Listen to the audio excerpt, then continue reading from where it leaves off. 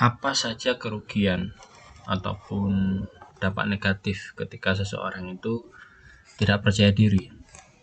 Jadi rendahnya percaya diri itu bukan sekedar soal perasaan, tetapi rendahnya rasa percaya diri ini akan berdampak, bahkan dampaknya secara sistemik pada cara kita dalam menjalani hidup.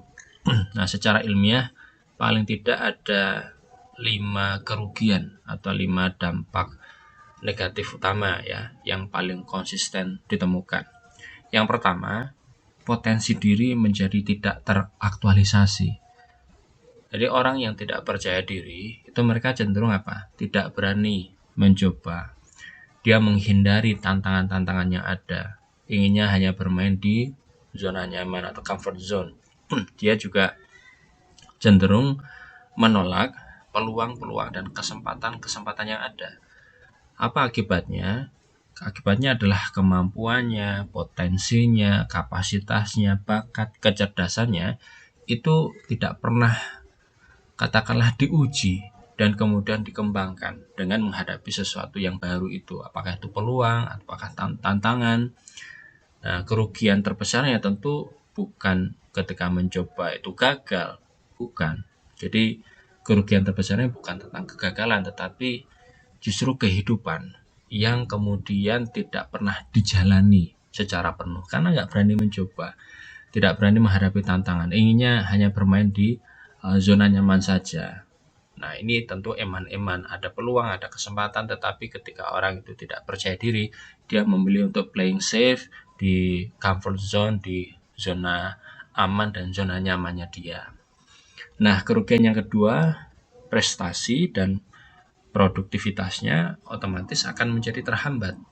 Nah, rendahnya rasa percaya diri ini berhubungan dengan apa? Prokrastinasi. Apa itu prokrastinasi? Penundaan. Karena nggak pede, nggak yakin akan mampu, nggak yakin akan bisa, akhirnya ditunda-tunda, menunda-nunda. Namanya prokrastinasi. Yang kedua, cepat menyerah. Karena secara bawah sadar dia punya keyakinan bahwa saya ini tidak mampu, saya tidak bisa, maka untuk apa mencoba? Maka dia cenderung jauh lebih mudah berhenti dan menyerah. Kemudian ketergantungan berlebihan pada orang lain, merasa dirinya nggak mampu karena ya tidak mampu mandiri atau betul-betul percaya pada kapasitas kemampuannya, terlalu bergantung kepada orang lain karena merasa dirinya tidak cukup mampu. Nah, dalam dunia pendidikan ataupun pekerjaan ini akan sangat berdampak pada rendahnya kinerja, rendahnya performa.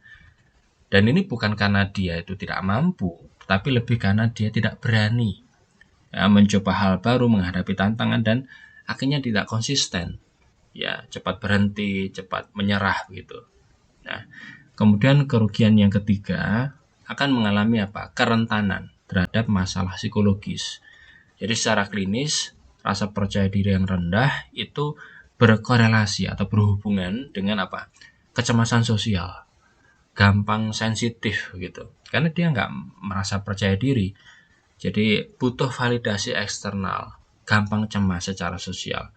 Yang kedua, yang berikutnya adalah sangat berpotensi mengalami stres, bahkan stres kronis, mengalami depresi, mengalami perasaan diri itu tidak berharga.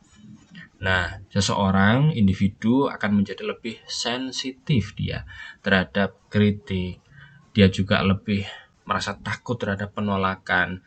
Dia lebih mudah menafsirkan segala sesuatu sebagai kegagalan atau kesalahan. Lebih mudah merasa gagal.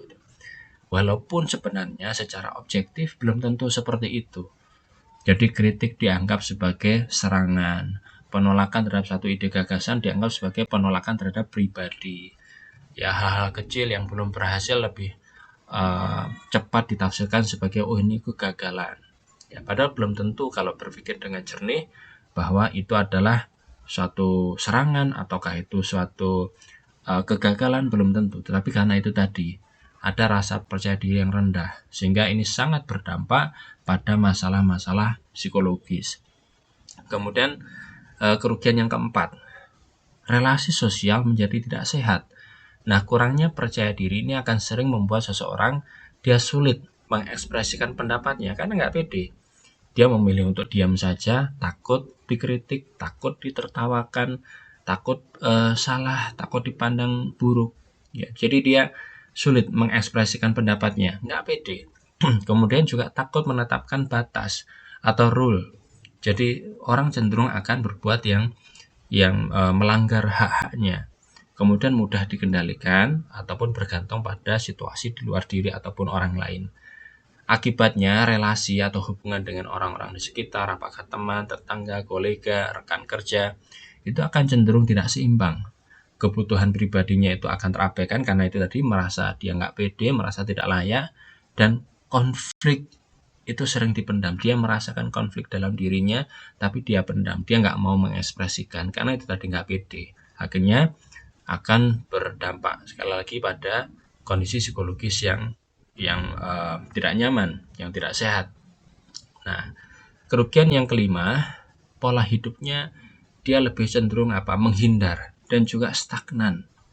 Jadi ada tantangan, ada kesempatan dia cenderung menghindar, playing safe di comfort zone, di zona nyamannya dia, dan akhirnya cenderung stagnan begitu-begitu saja. Ketidakpercayaan diri akan mendorong terbentuknya yang namanya avoidance lifestyle atau gaya hidup menghindar begitu. Ya, menarik diri, avoidance lifestyle, hidup yang dikendalikan oleh upaya menghindar, menghindari apa yang diasumsikan sebagai sesuatu yang akan menimbulkan rasa takut, rasa malu, apalagi rasa atau pengalaman gagal. Avoidance lifestyle, dia hidupnya itu menghindar begitu. Dalam jangka panjang ini akan menghasilkan apa? Penyesalan. Ya, menyesali diri, perasaan hampa, kurang bermakna. Kemudian stagnasi, pertumbuhan dan perkembangan diri. Hanya begitu-begitu saja. Oke, jadi kalau kita simpulkan ya, secara intisari, kerugian terbesar yang bisa kita alami apabila kita memiliki rasa tidak percaya diri yaitu terhambatnya pertumbuhan potensi diri kita, pertumbuhan diri kita sebagai seorang manusia. Kemudian potensi kita menjadi kurang atau bahkan tidak terpakai. Kesehatan mental menjadi rapuh, relasinya menjadi tidak sehat, dan hidup yang dijalani itu hanya dalam mode bertahan, bahkan menghindar. Ya, bukan bertumbuh, berkembang, berani mencoba hal-hal yang baru, ya kreatif, ya dan seterusnya. Oke,